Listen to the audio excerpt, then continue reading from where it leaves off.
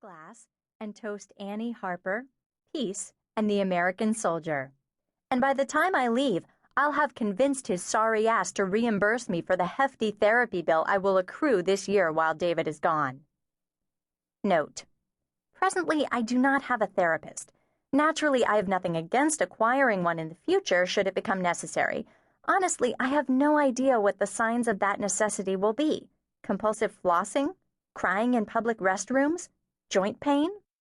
End note. And, as for the When Abstinence Fights for Freedom part of the title, it's an aspect of wartime coping that's really fascinated me. David will be gone for at least 392 days on a mission that is supposed to be saving people and helping them. Something that is supposed to be working toward big abstractions like freedom and peace and progress.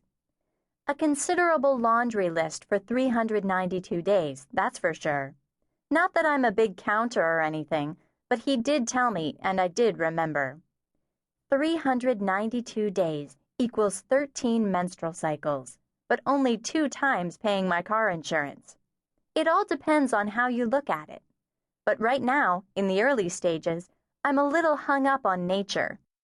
I keep thinking about the grandly arrogant act of taking 2 happily mating creatures and ripping them apart for a significant length of time.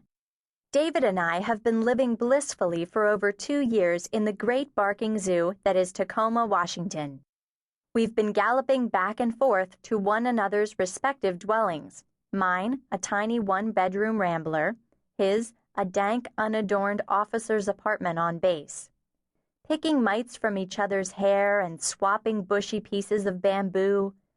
Peaceful inhabitants under a shared dome of safety. Thriving in our contained, functioning ecosystem. And now someone has stepped in, and for reasons I don't entirely understand, because I am such a simple animal, shipped him across the world to another, more volatile cage. So because I keep thinking about this zoo creature business, I keep thinking about this.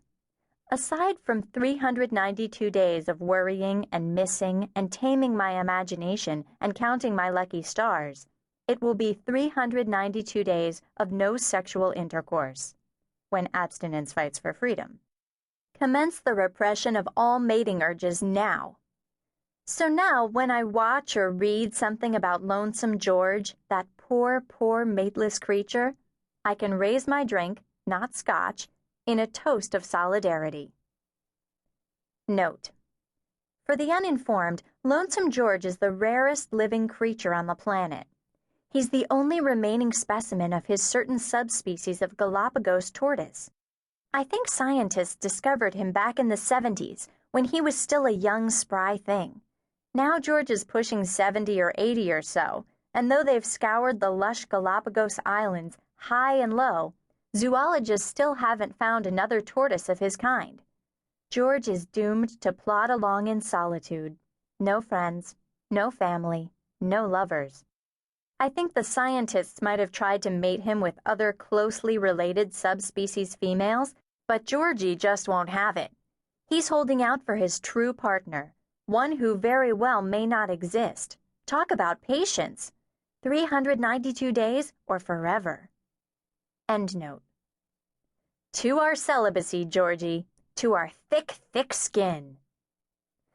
In wondering about historical patterns of female wartime aloneness, my mind conjures up this image of the loyal woman at home as a diligent provider or worker bee or tireless organizer. Ration coupon stashers, child-rearing nurturers, enthusiastic sign-toters. And there's this vague memory of a Greek or Roman lady whose husband was gone for something like 50 years, and she just kept knitting and knitting some ginormous blanket until he got back. Note to self, check on this when you actually write the book. It could have been quilting, or some type of ancient weaving thing. I seem to remember a loom. End note.